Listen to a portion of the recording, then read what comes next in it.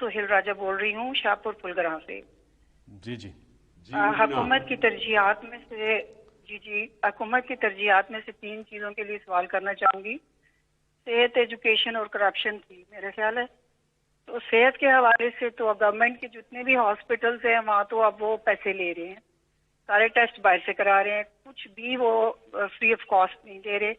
دوسرا جو doctors private جا کے کلینکس میں بیٹھتے ہیں وہ ایسی پرسکرپشن بنا کے دیتے ہیں جن سے وہ اپنے جہاں ان کے کمیشن ملتے ہیں تو وہاں سے ان کمپنیز کا نام لکھ کے دیتے ہیں جو کہ 10 گنا مہنگی ہوتی ہیں عام دوائیاں جہاں سے سستی بھی مل سکتی ہیں.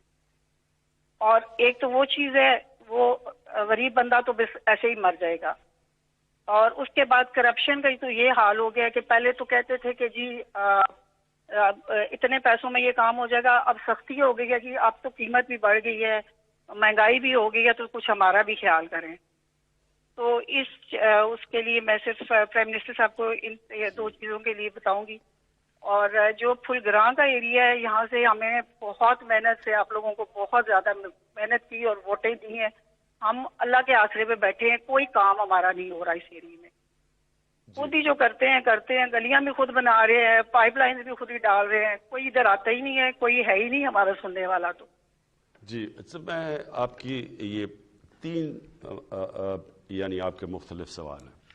سب سے پہلے جی جو ایشو ہے اس وقت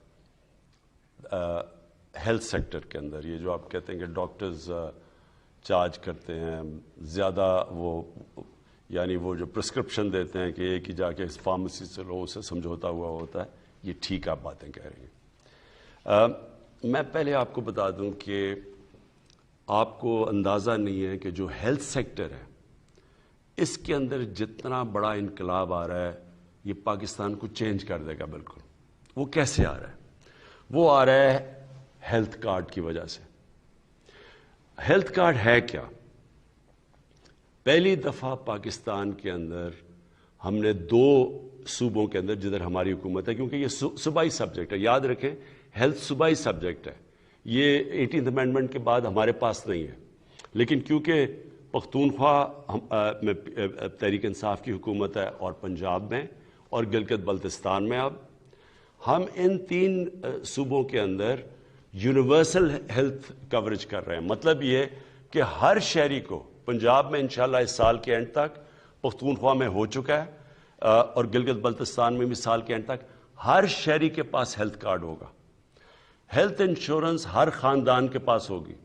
مطلب یہ ہے کہ ہر خاندان اگر 10 لاکھ روپے تک اگر ان کے گھر میں کوئی بیماری ہے تو اس ہیلتھ کارڈ سے کسی بھی ہسپتال میں جا کے اپنا علاج کروا سکتے ہیں. یہ میں آپ کو یقین دلا رہا ہوں کہ یہ ڈیولپڈ ملکوں میں ایسی چیز نہیں ہے. اس کے ابھی اثرات آنے والے ہیں. اور اثرات کیا ہیں؟ اس سے سب سے بڑی چیز کیا ہوگی کہ ایک پورا ہیلتھ سسٹم بن جائے گا. اب تک کیا ہوتا رہا ہے، سارے دیہاتوں سے لوگ اٹھ کے چھوٹے شہروں کے اندر گورنمنٹ ہاسپٹلز میں ڈاکٹر جاتے نہیں ہیں، وہ خالی پڑے ہوتے ہیں. سارے لوگ اٹھ کے تو شہروں کی طرف آ جاتے ہیں اور شہروں کے ہاسپٹل بھر جاتے ہیں سارے.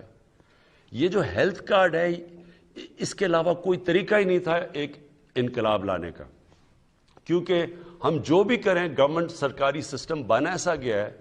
اور میں یہ ضرور کہوں گا کہ یہ بہت بڑی غلطی ہوئی تھی کہ سارے ہیلتھ سسٹم کو نیشنلائز کرنے کا.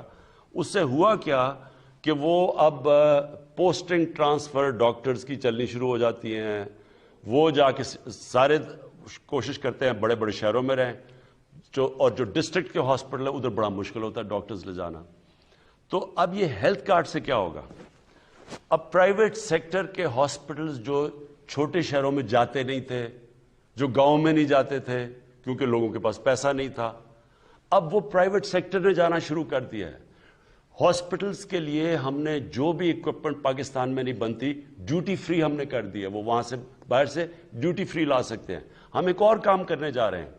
اوقاف کی زمینیں جو پڑی ہوئی ہیں، جو گورنمنٹ کی زمینیں پڑی ہوئی ہیں، جو ویکیو ٹرسٹ کی زمینیں پڑی ہوئی ہیں، ان کے اندر ہم بڑے سستی قیمت پہ انوائٹ کریں گے کہ پرائیویٹ سیکٹر آ کے ہاسپٹلز بنائے. اصل میں زمین مہنگی ہوتی ہے تو اس کی وجہ سے وہ نہیں آتے. تو ڈیوٹی فری ایکوپمنٹ بھی ملے گی، سستی زمین بھی پرائیویٹ سیکٹر کو دیں گے. اس کے بعد ہیلتھ کارڈ کی وجہ سے کوئی بھی غریب آدمی جائے گا اور اس ہاسپٹل میں علاج کروا سکتا ہے. تو اس سے انشاءاللہ آنے والے دنوں میں ایک ہاسپٹلس کا نیٹ ورک بن جائے گا, اور لوگوں کو کیونکہ ان کے پاس اپرچونٹی ہوگی کہ اگر میرے پاس ہیلتھ کارڈ ہے تو جو ہاسپٹل اچھا علاج کرے گا میں ادھر جاؤں گا, تو ہاسپٹلس میں کمپٹیشن ہوگی پھر. تو یہ انشاءاللہ ایک انقلاب جو آ رہا ہے یہ آنے والے اب دنوں میں اب دیکھیں گے. الرحیم ایاک نعبد و ایاک نستعین.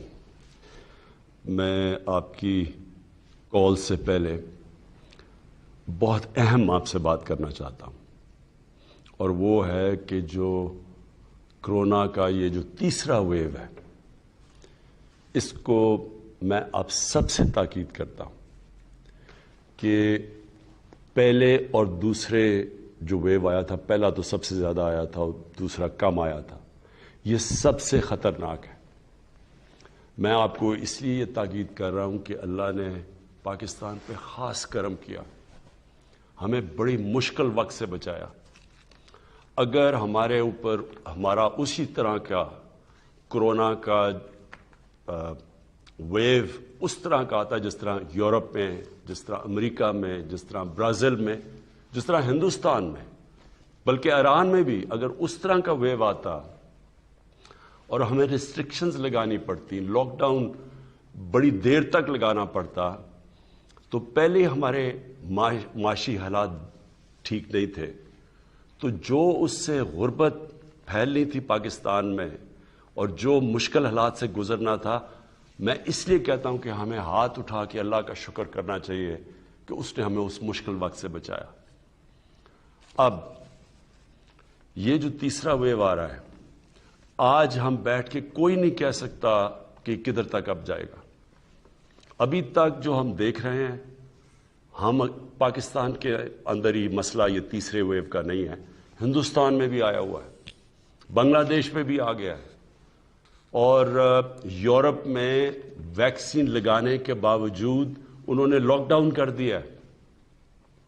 تو میں صرف آپ سے آج اپنے ملک کی خاطر, اپنے آپ کے لیے, اپنے ملک کے لیے, اپنی قوم کے لیے, اپنے لوگوں کے لیے خاص تاکید کرتا ہوں کہ یہ جو سب سے آسان چیز ہے ماسک پہننا, یہ سب سے میں تاکید کرتا ہوں کہ ماسک پہننا شروع کریں. جدھر آپ جائیں ماسک پہنیں. اس کا کوئی خرچہ بھی کچھ نہیں ہے, اس سے فائدہ بھی بہت زیادہ ہے. ساری چیزیں ایک طرف, جو ایس او پیز ماسک پہننے سے فائدہ ہوتا ہے وہ اب دنیا میں سب سمجھ بیٹھے ہیں کہ سب سے زیادہ فائدہ ہے. میں بھی دیکھ رہا ہوں کہ لوگ, کیونکہ اللہ نے ہمیں بچا لیا تھا, لوگ بالکل پرواہ نہیں کر رہے, باہر پبلک جا رہے ہیں, کوئی فکر نہیں کر رہا. اور اس کا بڑا خطرناک ہو سکتا ہے کہ اگر یہ پھیل گیا, ہم تو ابھی تک اپنے لوگوں کو بچا رہے ہیں, ہم لاک ڈاؤن نہیں کر رہے, ہم اپنی فیکٹریاں نہیں بند کر رہے, ہم صرف تھوڑی تھوڑی ریسٹرکشنز لگا رہے ہیں تاکہ یہ ویو تیزی سے نہ پھیلے. لیکن خدا نہ خواستہ اگر یہ پھیل گیا تو اس کا تو بہت برا امپیکٹ پڑے گا اور ہم مجبور ہو جائیں گے قدم اٹھانے پہ.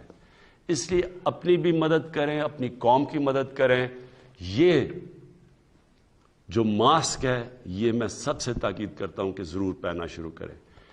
ہمیں پتہ ہے کہ جب یہ ساری دنیا کے اندر جب لاک ڈاؤن ہوا تو سب سے زیادہ متاثر غریب لوگ ہوئے اس ملک کے, چاہے امریکہ ہو چاہے یورپ ہو, ہر امیر ترین ملک کے بھی غریب لوگ سب سے زیادہ متاثر ہوئے.